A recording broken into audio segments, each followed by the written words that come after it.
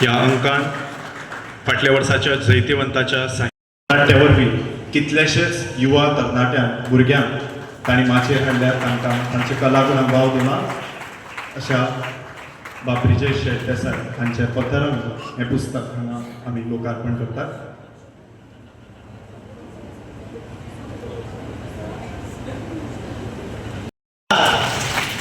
चारचा आवाज असला आहे मला. ठीक आहे, सर्वांचे आभार. पाऊस पडलेला आहे, उद्घाटन झालं औपचारिकरित्या तुम्ही जाहीर करतो. तर रोजरी महाविद्यालयान 24वें युवा साहित्य संमेलन घडोवन हाडपाची जापसालदारकी आपले मुजार घेतली तेन्ना सावन खरें म्हळ्यार ते पयले दिसा सावन ह्या वावराक लागले. ह्या खातीर तांकां परबी भेटोवपाक जाय. आनी आयज ह्या सभाघरांत जे पद्दतीन तांणी मांडावळ केल्या ती पळयतकीर सामकी काळजांतल्यान आत्मीयतेन अशी तांणी ह्या संमेलना कडेन पळयला. परत एकदा तांचे खातीर ताळयो मारच्यो तुमचे कडेन मागता. अकादमी तांणी ही जबाबदारी घेतिल्ले खातीर तांकां देव बरें करूं म्हणटा आनी तांचे कडल्यान प्रेरणा घेवन फुडल्या संमेलनाच्योय जी जबाबदारी आसा ती वेवस्थीतपणान फुडें वतली हाची आस्त बाळगिता.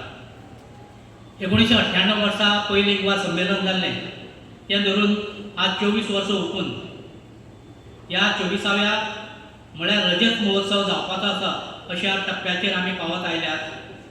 आज जे कोण तरणाटे साहित्याच्या मळार आपलें नांव प्रज्वलित करता दिसतात तांकां पळयतकीर अशा युवा संमेलनाचो उद्देश सफळ जावपाक लागला हाचें एक समाधान मेळटा.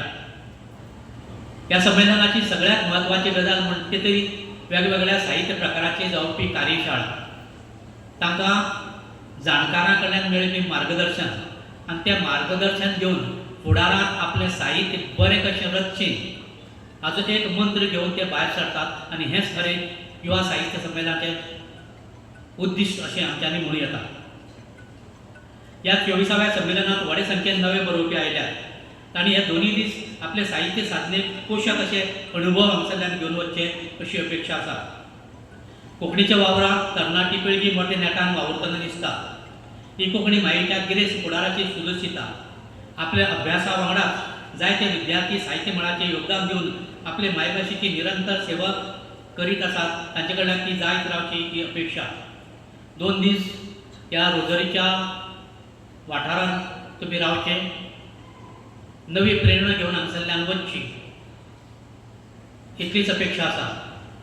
विचारेल आणि जो कोणी उत्तर देईल त्या 2 जणांना, एक मुलगा आणि एक मुलीला, मी हे पुस्तक माझं जाताना देणार आहे. त्यामुळे सगळ्यांनी लक्ष देऊन ऐकावं असं मला वाटतं.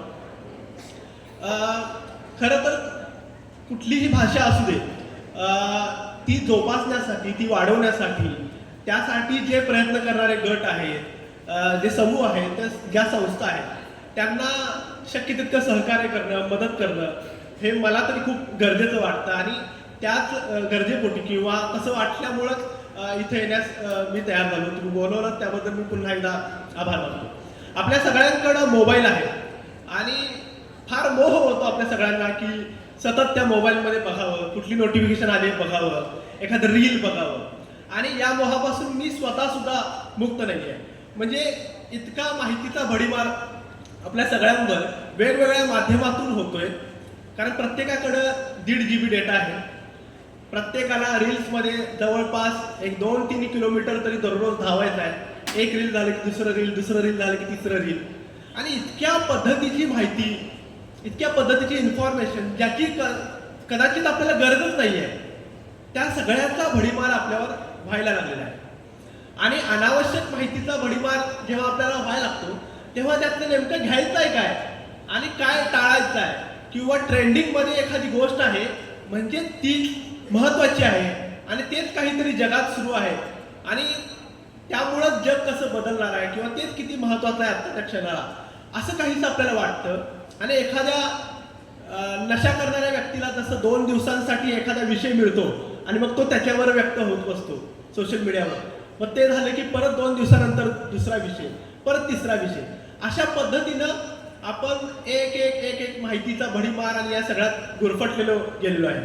अशा सगळ्या पार्श्वभूमीवर म्हणजे अलीकडं मी एका मित्राशी बोलत होतो आणि तो असं म्हणाला की त्यांच्या सोसायटीमध्ये लहान 2री 3रीची मुलं आहेत आणि त्यांच्याकडे त्या मुलांचे स्वतःचे यूट्यूब चॅनल्स आहेत आणि त्यांना 2-2, 3-3 हजार फॉलोअर्स आहेत.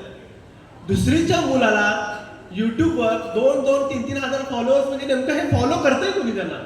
म्हणजे मला स्वतःला इंस्टाग्रामवर तेवढे फॉलोअर्स नाही आहेत आणि 2रीच्या मुलाला 2000 फॉलोअर्स, हे कसं काय शक्य आहे? आणि त्या यूट्यूब चॅनल काढून तो असा नेमका कोणता कंटेंट त्यावर टाकतोय? तर ही मुलं पबजी, फ्री फायर अशा पद्धतीचे खेळ खेळणारी ही मुलं आपल्या ज्या गेम्सचं स्ट्रीमिंग आहे ती यूट्यूबवर करतात आणि त्यातून त्यांना या पद्धतीनं जे आहे ते फॉलोअर्स मिळत आहेत किंवा त्या पद्धतीनं ते त्यामध्ये अडकलेले आहेत किंवा गुरफटलेले आहेत. ही साईड विनर म्हणून घोषित करू का मी? एकदा शेवटचं, आता शेवटचं